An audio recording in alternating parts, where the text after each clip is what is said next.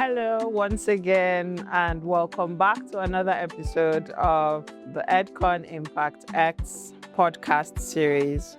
This is the second podcast we're doing in this series, and we don't know if there'll be more. We hope so, but let's see, fingers crossed.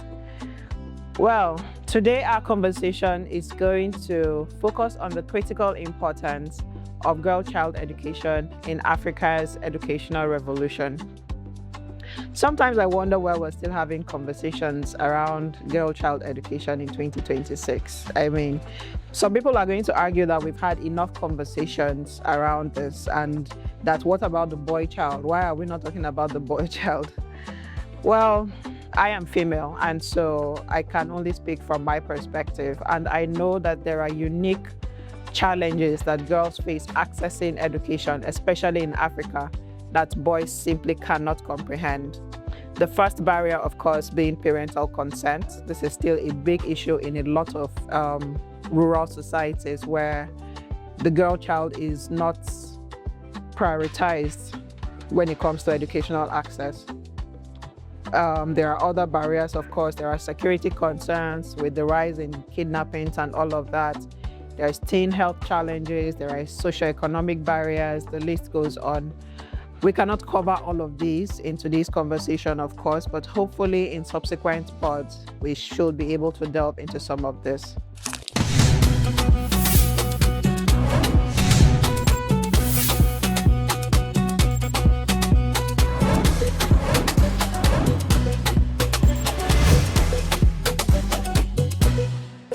Now, let me introduce you to our esteemed guests for today. Thank you so much to these beautiful ladies for joining us today. I'm looking forward to our conversations. Now, our first guest is Dr. Ngozi Margaret Oguguah, PhD. Odugures. Dr. Ngozi is a seagoing researcher at the Nigerian Institute for Oceanography and Marine Research in Lagos State. She has over 18 years of experience in marine biology and environmental pollution. She's a committed environmental justice advocate and a mentor. She works at the intersection of science, policy, and community engagement with research interests in marine pollution, fisheries biology, ocean governance, and the blue economy. We have her here today to give us her perspective on girls in STEM and the importance of championing technical and scientific innovation. Thank you, Doctor, for joining us and for giving us your time and your expertise. Thank you so much for inviting me. Okay, and in the studio with me is Mrs. Juliet Ohahuru-Obiora. Juliet is a leading child protection and online safety expert with nearly 2 decades of experience in the humanitarian and development sector. She is the executive director of the Action Against Child Sexual Abuse Initiative, which operates Nigeria's internet hotline. She also works as a trusted partner to global platforms on content takedown and online child safety measures. Juliet is widely recognized as a regional and global voice in advancing child rights, digital resilience, and survivor-centered approaches. Through her leadership, she has championed cross-sector collaborations, strengthened policy advocacy, and amplified the voices of survivors and children across national and international coalitions. Thank you so much, Juliet, for joining us. So delighted to be here. Okay, now let's dive in. When we look at girl-child education in Nigeria today, Dr. Ngozi, what do you see as the most stubborn myth or barrier that we are still fighting to break down? The traditional gender roles, that's the most important one, the traditional gender roles. Then the curriculum needs to be changed. Most of the times, the girl child is regarded as a second-class citizen. There are things that are assigned, they say, no, a girl child can't do this, a girl child can't do that. a girl child is meant to be prim and proper. You're meant to be seen, not heard. And there are things that, like going to climbing a tree, being in technical education, a girl child is not expected to be into maybe basically STEAM now, because I'm an advocate of STEAM. And this impacts negatively on the girl child education. Let me stop there for now. Thank you so much for that insight, Ma.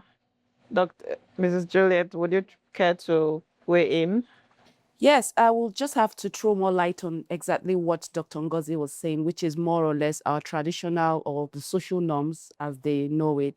So these are great limitations that keeping girls behind, and it cuts across. One of the things that she really said that really interested me is when she talks about STEM or STEAM, as the case may be. I think that, that is the space where, the entire limitation, because you can see where we are in the world, especially seeing that the world is advancing with science and technology.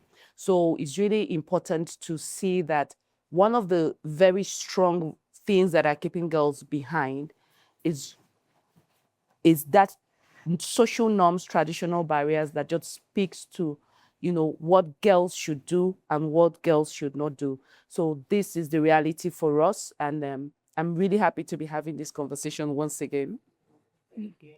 So, speaking more on that, how do you think we can sensitize people more to kind of tackle this particular barrier, what girls can do and what girls should do and what girls shouldn't be able to do? Like, how do we convince the traditional African society that a girl is not a second-class citizen? Yeah, okay, she goes first. Yeah. Okay, thank you for the question. There is something that I learned as an award fellow. There is this thing we do. It's called role modeling events. You will showcase, because sometimes, most of the times now, if you showcase positive role models to people, they tend to like say, okay, I know this, oh, this person has been able to, she is a female, she's a girl child, she was once a girl child, she's a female. And if she can achieve this, how do you put, yes, height, right, good, thank you. I can, as a girl child, do that same thing. And because the person is a positive role model, the people in the community, the males and the female, can say, okay, this person can do this. Then our children, our female children, can also do it. And it has worked. It's something, because when I'm talking about interventions, I talk about interventions that have worked, not maybe something abstract. It has worked in different communities in Africa, in Nigeria, even in my local community.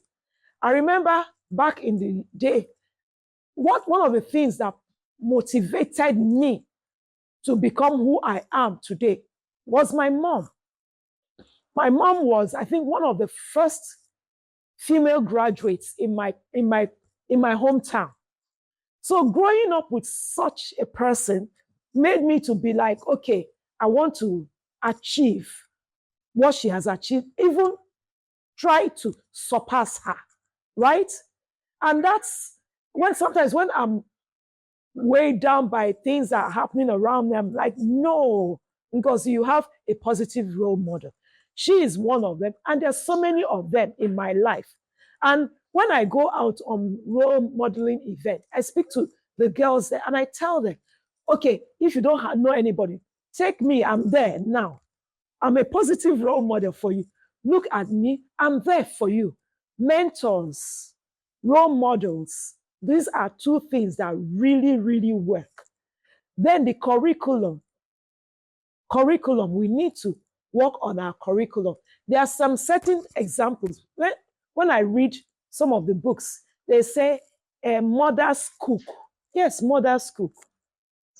But mothers also go to work. Mothers also fly planes.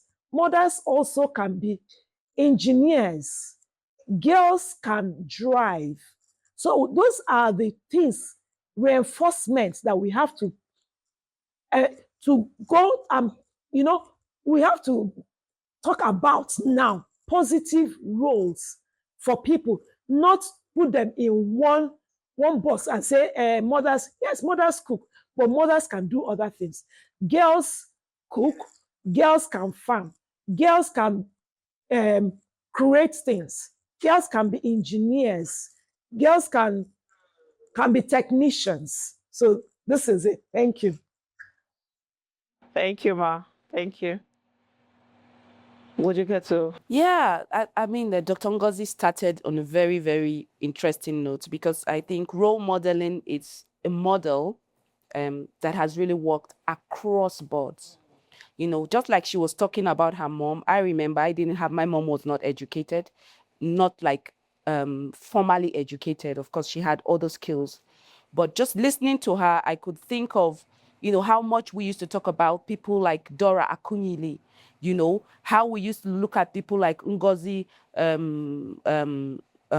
I'm trying to get the surname again. Ngozi, yes, yes. And, yes, Okonjo-Iweala, yeah. So these are still role models that children of today actually talk about. Like, I want to be this, just looking at that, these women can attain those heights. Because back then, you can imagine these names I'm calling, people talk about the first woman that did this, the first woman that did that, Fela's mom. So these are real role models that a lot of women today have actually stepped on their shoes to become who they are today. And more importantly, what she talked about pedagogy, which is the issue around our curriculums and how they water down conversations, especially gender roles. So it's really important to stress that, I've seen those kind of books where my daughter comes home and they say the father was in the sitting room and the woman, okay, the boys are washing the car, or the boys are watching football and the girls are cooking. So these are real challenges that there are things that reinforce these beliefs or these biases. So it's really important that we look critically at those, what our curriculums are, the books that our children have access to, be it boy or girl, because we are dealing with the two-factor things. We're looking at a situation where we want to sensitize, we want to, more like grow the consciousness of girls to do better, but we also need to teach boys, what masculinity, or what or more or less de-emphasize patriarchy. But just to add to what she has talked about, we still need that role of patriarchy, which is more like they call it allying, where you ally with men to see that you're destroying those structures. You're sensitizing the chiefs, the rural heads in those communities, having these conversations with them to say to them that, hey, girls can be this, girls can be that, and having them buy in. I think that has also worked in communities where they see that, okay, you're letting them know the benefits. Men are like more business, they think with their head. So it's more like what comes out of this. It's less stress for men, it's less. So they have had those kind of approaches that have also been very successful. So I also think that in addition to what Dr. Ngozi has said, that allying with the roles of men in these communities, in our societies, I'm sure you've seen a lot of programs that, have a lot of that, where, you're talking to men to know more about this, because they are holding the structures in our society. We live in a patriarchal society, so it's really important to also bring them into the conversation and have them, be part of the change. Thank you so much. I have a lot to add to that, but that will just drag on this conversation. So let me table that for another time. All right. Thank you so much for sharing. Dr. Ngozi, during EdCon 2023, there were deeply revealing interactive sessions directly with female students. From those conversations, what did the girls themselves highlight as their biggest daily challenge in staying in school and pursuing modern careers? Okay. I recall them talking about having hands-on experience. And sometimes when some of the things they are being taught seem abstract to them, but when they practicalize it, when they actually go to see it done, that in what they are taught is now internalized.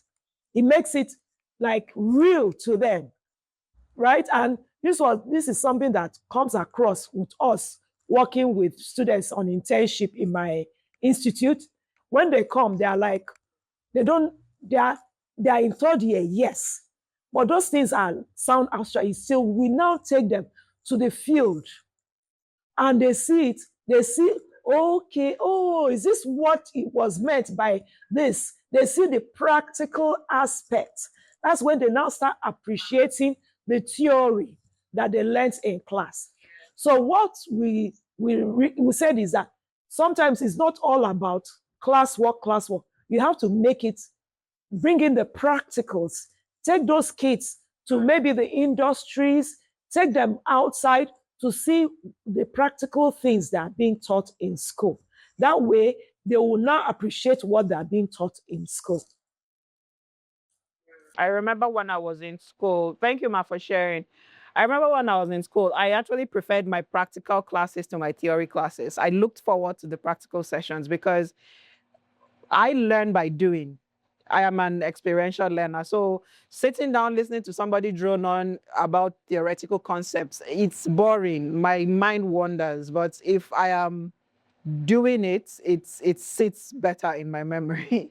Anyway, Mrs. Juliet, through your work with AXI, protecting children against social injustices, how closely do those students' perspectives align with the realities you see in your work? What are the hidden pressures, economic or societal, that keep girls out of the classroom? Yeah, this is really a very important question because this is the reality, especially for us in Nigeria with the ongoing humanitarian crisis and the consequences, especially even for girls. So today we are having, just to talk in reality of what is happening today, we did have the first kidnap of the girls in Borno, which was bring back our girls situations, the Chibok girls. So these are where it starts from, these conversations of safeguarding, but apart from that, just like you said, looking at the socio-economic factors, which is what we've also looked at. Girls are the first people who are going to be looked at and told, hey, okay, you can do this to support, of course, because of that traditional social norms, you can do this to support your siblings. So girls are always found wanting. They are always sent to do extra. So they are always the first to be let out of institutions. That's on one, or out of schools to go do something else, to support the family, to be of help in some way or the other. Girls also have, those challenges around, of course, their sexual and reproductive health, when it comes to starting from, the period, which is menstrual health, and of course, issues around pregnancies, access to, sanitary. Yeah, so just menstrual health on its own is a big challenge. Why? Because these are realities for girls. Just looking at, I've seen situations, especially for today, what it is for you to have sanitary care. So while people are all over the place trying to profile more cheaper and affordable solutions, the reality for most girls is that they want to stay out of school for those days, and it trickles down, and also talking about their sexual reproductive health, where we have girls, especially teenage people with teenage pregnancy, there is no accommodation for them in those systems, but you do know that whatever happened, if he were to be the boy, he would be in school. So having that accommodation, yes, but he doesn't, he's in school. So we also need to put that into perspective to ensure that, I do know that there are policies that are promoting, from the last conversation we had at, EdCon, policies that are promoting girls to stay in school through this, and I'm hoping that is live and is happening. But also, apart from that, I also think that issues around, just like I talked, menstrual hygiene and maybe corporal punishment, and in general, I would say that safeguarding, those safeguard processes in schools, girls are more vulnerable to harassment, to so many things. So, these are realities for girls, and these are things that keep girls away from school. So access to education for girls is being threatened. And I say that with where we are today in Nigeria. Thank you so much. I feel there was something you said that actually gave me goosebumps, because I think every female student in Nigeria that has gotten to university stage has faced one form of harassment or the other from some teacher or some lecturer or some staff somewhere along the line, primary, secondary, university. If you have been through that pipeline, you would have come across harassment. And it's so sad. It's so prevalent. But I'm happy with the advent of social media that there's been more light shown on the perpetrators of these things, and some of them have been punished. They have actually been punished for their actions. So there is progress. We feel like it is slow, it's not enough, and some of us feel like maybe it's a little too late. But we're happy that our daughters don't have to go through some of the things that we went through. So thank you so much for sharing. Dr. Ngozi, as a representative of the frontier community, you champion technical and scientific innovation. How do we successfully bridge the gender gap in STEM subjects? Well, let me modify that and say STEAM subjects, right? Ensuring that young girls don't just enter school, but that they are empowered to lead in tech and research spaces. Okay. What we do in my institute now, because I work with a research institute and we're into STEM.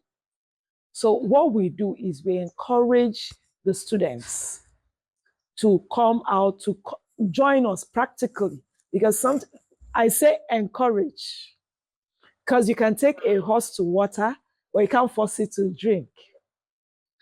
Yes. So we encourage them. We show, like the role modeling, mentoring. We show them that this thing is not you. The people that are doing it, they don't have two heads. It's all determination, interests, and determination. So, and we take them out. This is what we are doing. And if you're interested, we'll put you through. And we know that you will even excel more than us, because the tools that they have now, they have more tools than we have. Before, we didn't have access to internet. We didn't have access to all these YouTube channels where once you click how to do this, you see it. We didn't have access to all this. So once you do how to do and you learn, you now come and meet somebody that is already doing it practically. And the person will put you through. Like what I'm doing today, I was sharing with Boma. I've done podcasts and all, but I've not done it in this format. So this format is a new thing to me, and I'm learning. So next time somebody else comes, I'll say, okay, this was what we did when we did this one. And I encourage all my students, all my interns, whenever you go out, have an open mind. Always be willing to learn, because any day you stop learning, I'm sorry, maybe you'll be 6 feet under. I try to learn every day, and I encourage them to have that mindset. So that's how, as a Frontiers Fellow, I do it. That's how I'm the ambassador of Frontiers, and I go out to tell people, always be curious, have an open mind to learning new things every day. Thank you. Thank you, Ma. Always be curious. Lifelong learning. I sincerely feel that when somebody stops learning, you age faster. The brain ages faster. There is so much to know in the world. And it's having a curious mind is such a gift. I don't know if everybody is blessed with a curious mind, but I know I am. And I just like getting bits and pieces of information from different places. And I find that my life is richer for it. You can have meaningful conversations with different kinds of people. And if you're just willing to learn and willing to grow and just be curious, we need to teach children how to be curious. And I feel like screens it's actually taking away from that curiosity. I feel like screen time is adversely affecting our children's ability to be imaginative, to be curious, and to just want to learn things for the sake. But I don't know, I digress. Let me not, that's another conversation for another day.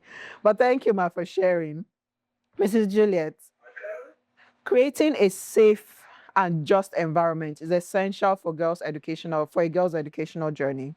What practical community-led solutions have you found to be most effective at keeping girls safe, confident, and supported while pursuing their education?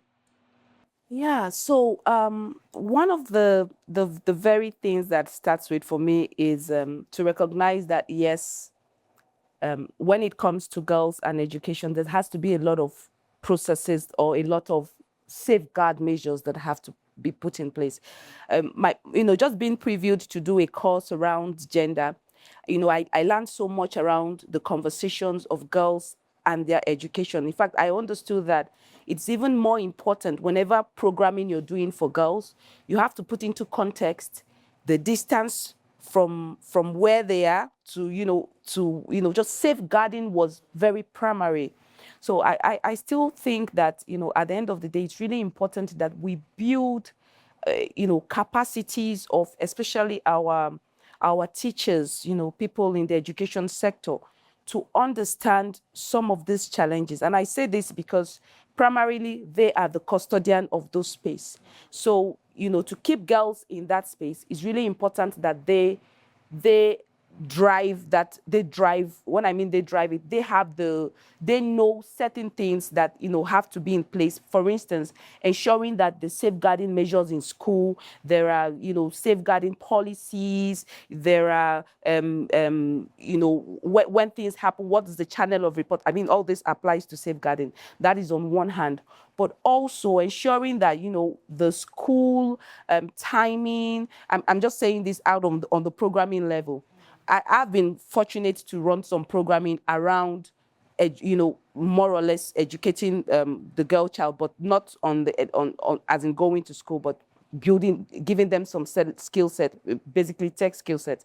But in the space of in the space of that job, that work, what I really concentrated on was ensuring that the proximity to the training centers was closer. It wasn't the timing was it wasn't going to be a time where a girl is trekking at night, then she has to be exposed to vices. So you have to put all that into context. So I believe that, looking at the model, I have not seen a complete model, but I do believe that a model that actually puts the programming of girls in context, understanding that safeguarding is at the root, is the primary consideration, whatever you plan around safety, girls, child, and their access to education.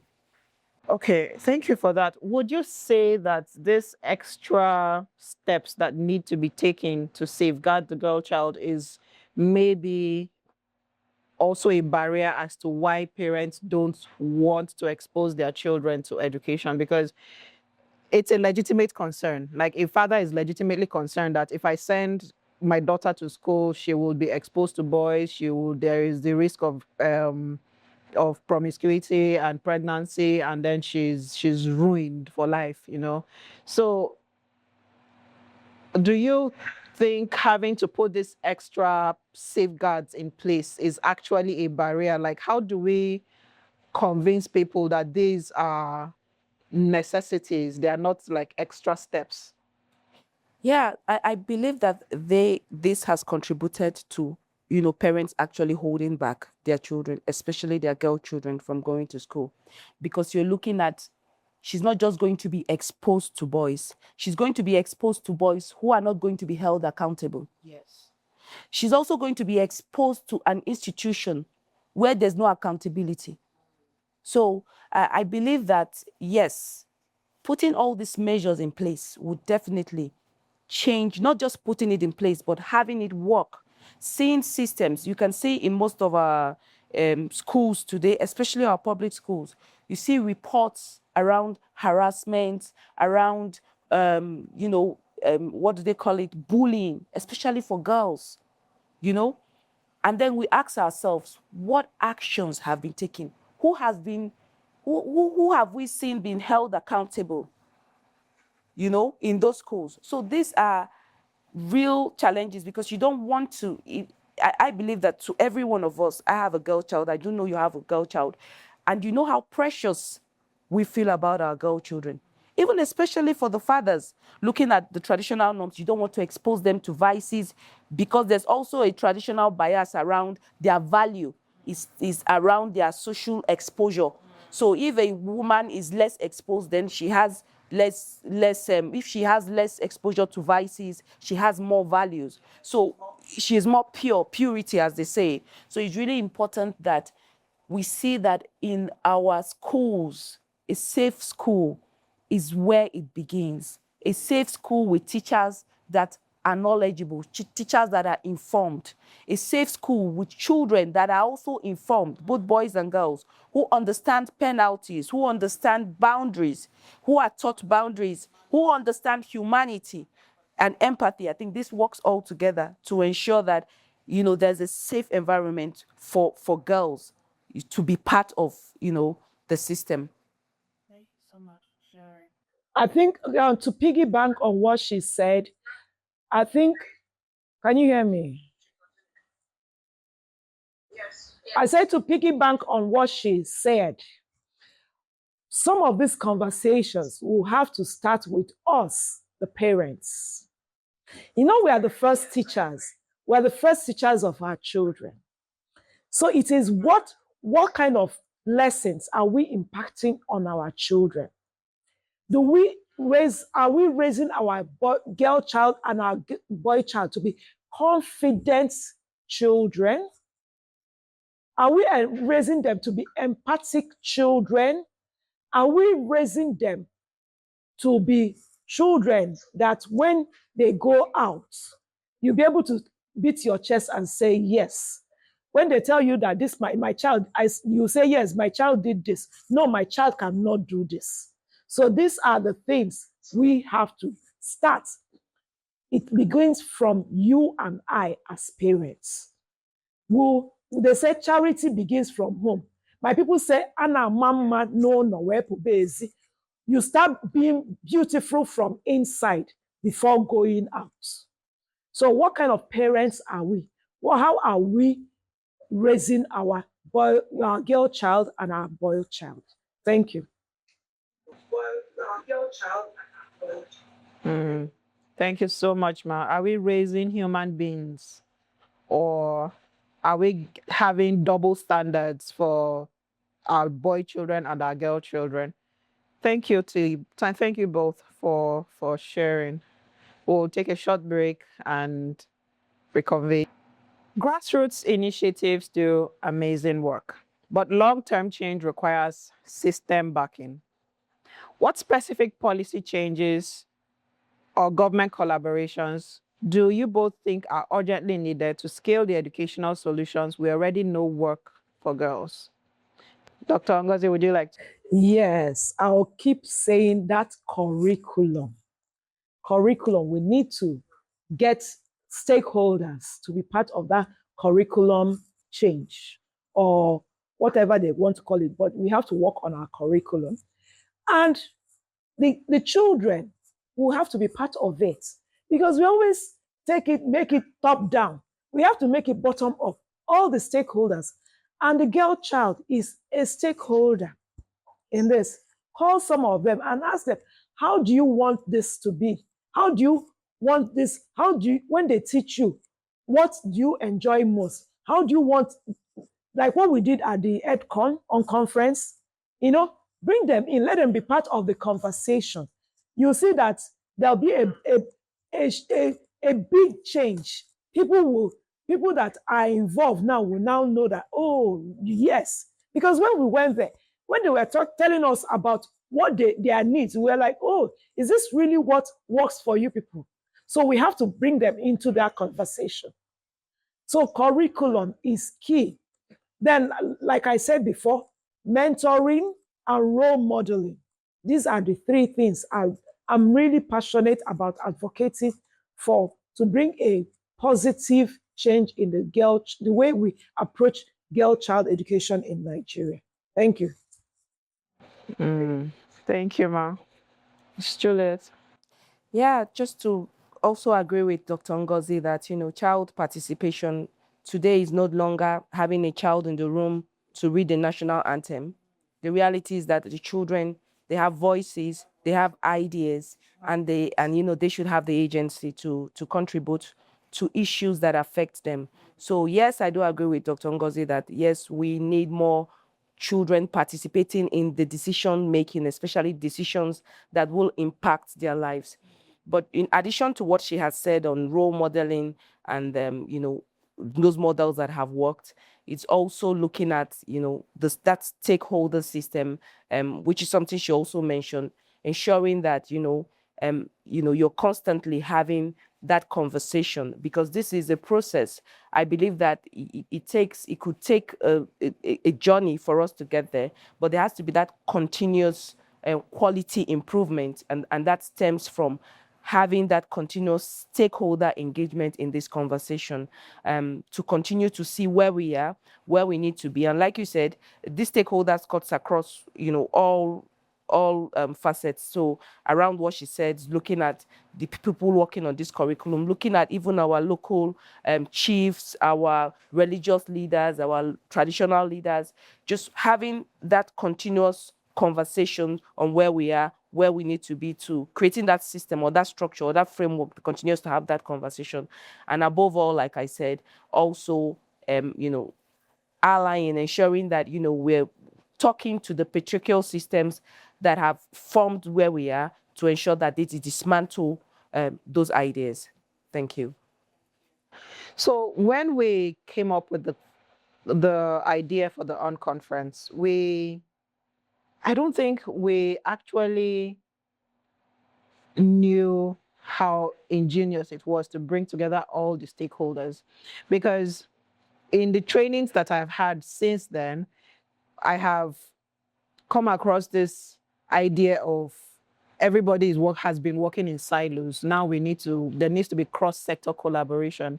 So when we organized the conference 3 years ago, we didn't even know how brilliant it was to have the policymakers, the lady from the education ministry, as well as the students, come together and sit down in the same room and talk about, let her tell me why this particular policy was put in place, when I, as the student, feel that it is redundant. It doesn't affect my life positively. Like, I don't feel connected to it. And then let her hear from the students. You're making policies for someone who you don't know if it's actually beneficial for them or not.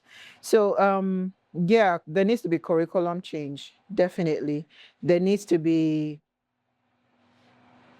And that is how systems change, I believe. You come up with an idea, you implement it, you evaluate, you take the lessons from it, you tweak it, what's working, what is not working, how do we change what's not working, how does it benefit everybody involved. Thank you so much for your contributions. So this endeavor was made possible by grants from the Frontier. This endeavor was made possible thanks to the Frontiers Impact Grant. So, Dr. Ngozi, what do you think, how best do you think this grant can be utilized to further bridge the gap between academic research on education and actual implementation in our local communities? The way we can use it is to have, like she said, have ongoing conversations. Get the stakeholders. You mustn't get everybody together, but get them in small groups, and we'll talk about this and synthesize the thing, whatever points they have made. Get another group, and at the end of the day, you will see that most of the points can now be marshaled, and they will now come together and execute those changes. It's not a one-day thing, no, but it will be a continual thing, So, and you people are already on the right path, you know, because like I said, that conference was great. Like, was something I've never attended. I know I participated in a lot of conferences, but that one was totally different. Having the kids, the educators, the technocrats, everybody in one space, and everybody speaking their mind, you know, being heard. Yes. So let's have such things to come together and have such conversations. And from there, you'll see that things will change positively. Thank you.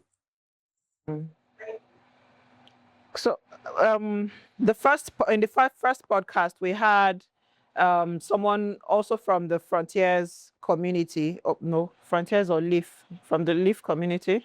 Frontiers. From the Frontiers community, someone working on education in Senegal. Sorry, Ivory Coast, Sierra Leone. Let me start again. So in the first podcast, we had our guest was also a Frontiers community member working on education in Sierra Leone, and the amazing thing is we share the same challenges across the region. The same challenges we're facing here are the same challenges, exact same challenges they're facing there. So it's I find it surprising that if you get these stakeholders together, the problems are not a lot. They are not a myriad of problems, and they are not unsolvable. It's just that maybe it's the disconnect between the policymakers and the people who are actually supposed to be benefiting from the policy. So yes, these ongoing conversations are actually really important. Anyway, thank you so much to both of you. So final thoughts. If you could send a direct message to a 10-year-old girl sitting in a classroom in Nigeria right now about her future, what would you tell her? I'll tell her, you are special, you are gifted, and with the right tools, you make a great impact in your community, in your state, in your country, and in the world. Go and be the best you can be. Thank you.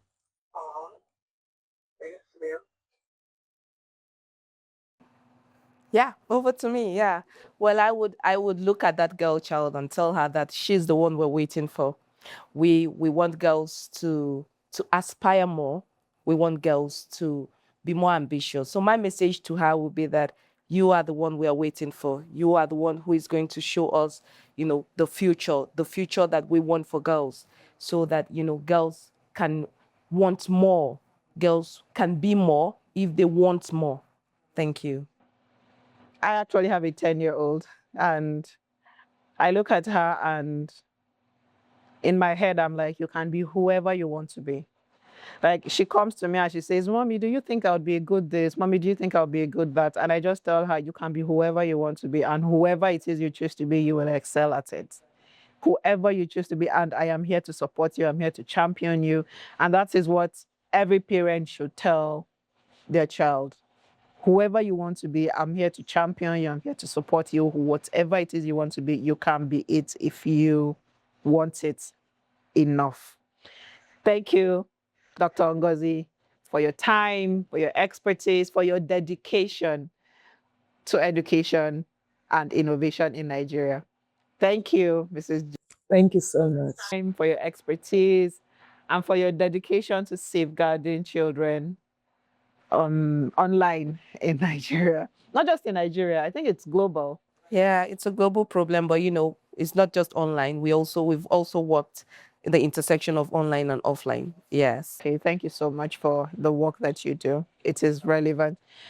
All right. Thank you for joining us in this episode. I hope it has been insightful and impactful for you.